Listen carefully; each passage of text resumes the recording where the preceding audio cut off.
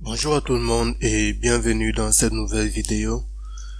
Dans cet autre tutoriel, nous allons apprendre aujourd'hui à la suite du tutoriel précédent où je montrais comment bloquer des sites de contenu adulte, des sites de contenu radicaux et autres, des sites de jeux en ligne sur tout le réseau.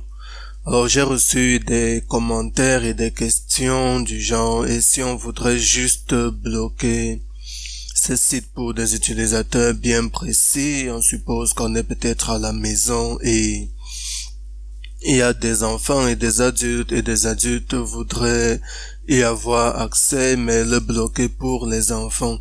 Est-ce qu'il y a une méthode pour le bloquer pour des utilisateurs bien précis?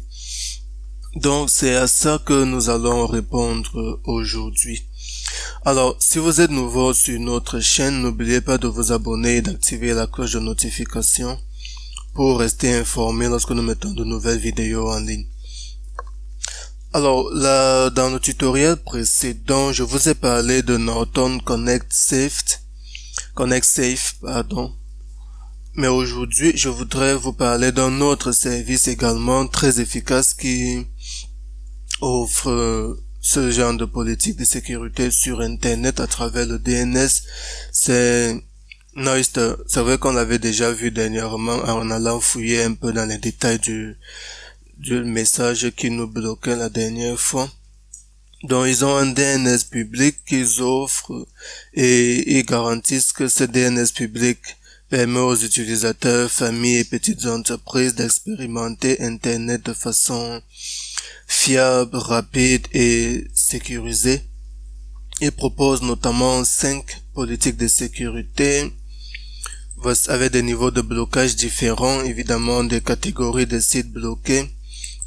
Et ils offrent un adressage IPv4 et IPv6 au cas où vous utiliserez IPv6 dans votre réseau.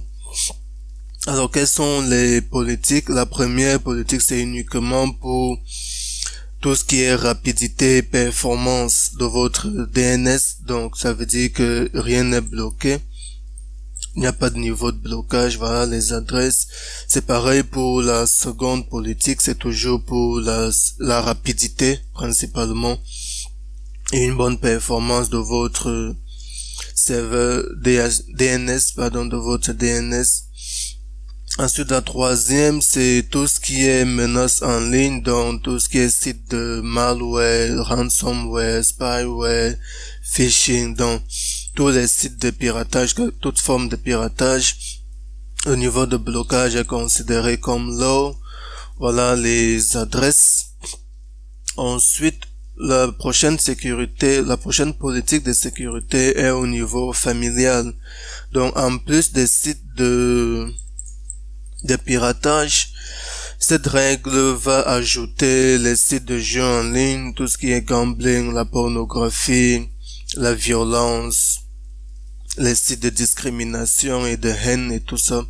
Donc voilà les adresses. Ce niveau de blocage est considéré comme médium.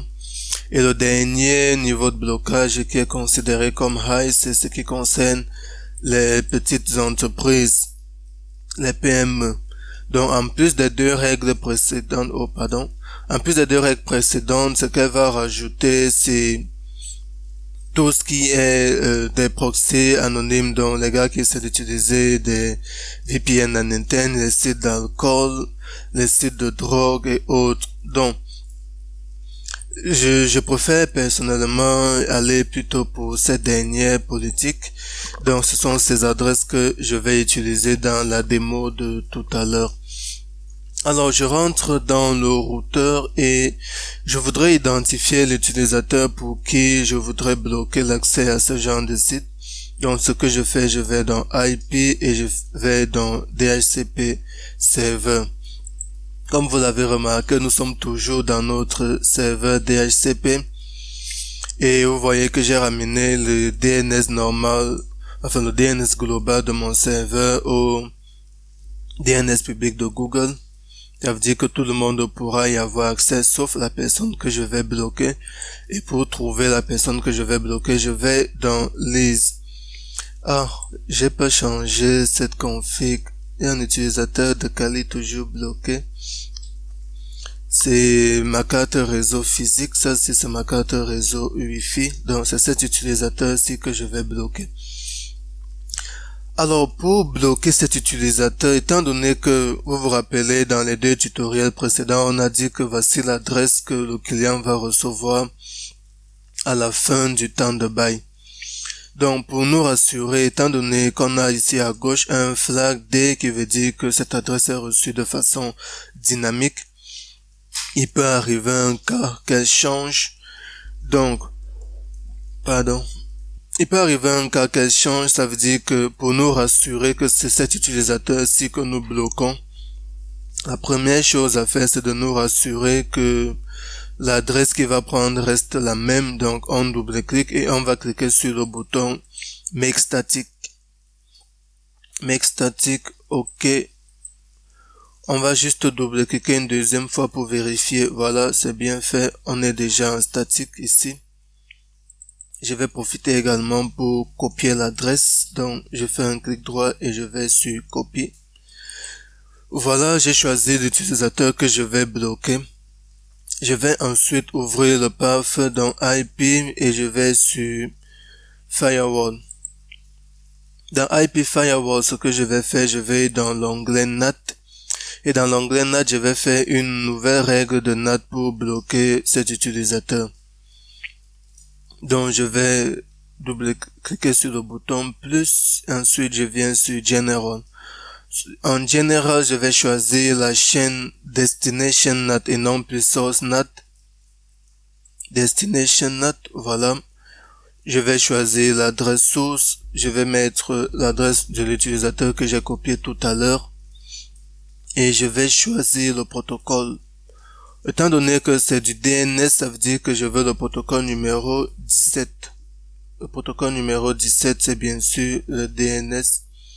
Et je vais choisir le port UDP, pardon, le protocole numéro 17 c'est UDP. Je vais choisir le port 53, qui est le port du DNS. Ensuite, je vais dans Action. Dans Action, je vais choisir comme action Destination NAT. Voilà. Dans Destination NAT, j'ai 2 choses qui me sont demandées. L'adresse vers laquelle je veux rediriger le trafic venant de l'adresse source que j'ai renseigné plus tôt ici dans l'onglet général. Et de préciser le numéro de port. Donc, c'est ici que je vais donc rentrer sur le site de Noister pour choisir le serveur DNS primaire. Celui-ci, je vais copier, CTRL-C. Ensuite, je rentre dans mon routeur et je vais sur tout adresse et je vais coller ça ici. Et le numéro de port, évidemment, il s'agit du DNS, donc c'est le port numéro 53. Voilà. Je peux appliquer. Je vais vérifier que de l'autre côté, on a bien... Oups. Voilà. Voilà, c'est bien ce que j'ai dit, le protocole numéro 17, c'est UDP. Voilà, ce gars est bloqué. On va légèrement ouvrir ici pour voir l'adresse complètement. Et le protocole, vous savez quoi, je vais simplement agrandir ici. Donc voilà, on a appliqué cette règle pour cet utilisateur en particulier. On peut aller se permettre de tester.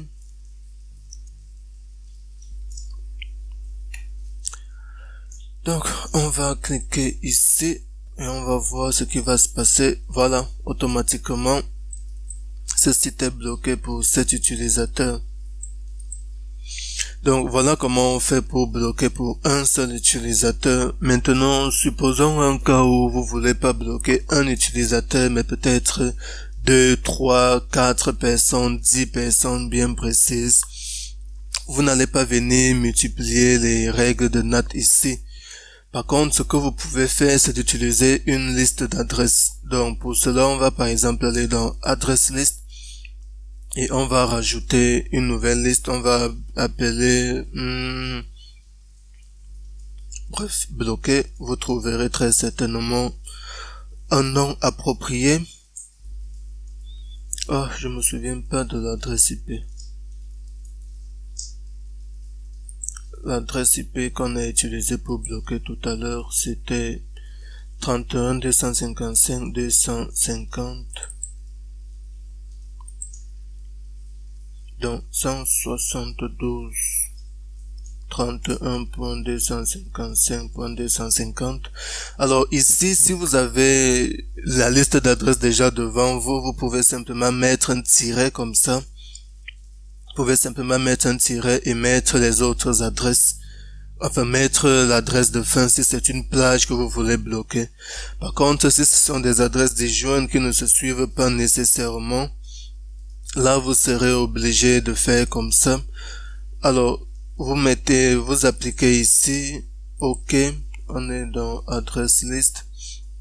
Maintenant, si vous voulez créer une nouvelle adresse, une nouvelle ligne dans la liste des adresses qui sont bloquées, quand vous allez cliquer ici pour ajouter une nouvelle adresse, vous allez tout simplement sélectionner cette liste pour vous rassurer que tous sont dans la même liste en fait. Donc voilà, et vous renseignez la nouvelle adresse ici.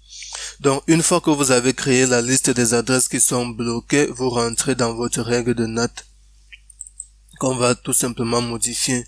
Au lieu de préciser une seule adresse source ici, on va plutôt aller dans l'onglet Advanced. Dans l'onglet Advanced, on va venir choisir la liste d'adresses source. Donc, dans Source Address List, on va donc choisir bloquer. Voilà, c'est tout et on applique. OK. Maintenant, je peux rentrer à nouveau. Je vais actualiser cette page. Je vais choisir un autre site. Voilà. Ça, c'est bloqué. Je vais par exemple changer les thèmes. Je veux peut-être les sites de jeux en ligne, les sites de gambling. Voilà, on va cliquer dessus. Voilà, les sites de jeux en ligne sont bloqués. Advanced, je voudrais tout de même accéder à ce site. Voilà, c'est bloqué. Ce site est bloqué. Le site s'appelle gamdom.com. J'espère qu'ils vont me pardonner. Donc, voilà, même les jeux de sites, les sites de jeux en ligne sont bloqués. Les sites de gambling sont bloqués. Best gambling sites. Voyons voir. Voilà. Donc, cette règle marche plutôt bien. Donc, voilà en quelques secondes, en quelques minutes, comment on fait pour bloquer soit des sites de contenu adulte, soit des sites de gambling, des sites de jeux en ligne, des sites d'alcool, de haine et de radicalisation. Question de protéger nos enfants face à tout ce qui se passe dans le monde aujourd'hui. Lorsqu'ils sont sur Internet, du moins un Internet que vous contrôlez, parce que là au moins c'est soit votre entreprise, soit votre maison. Même vous ne pouvez peut-être pas contrôler ce qui se passe chez le voisin, ici, le wifi de l'école et tout. Mais au moins là où vous avez le contrôle, vous pouvez encore protéger vos enfants en utilisant ce genre de règles. Si vous aimez nos vidéos, n'oubliez pas de les partager, de les liker et surtout de rester abonné à notre chaîne pour plus de vidéos encore.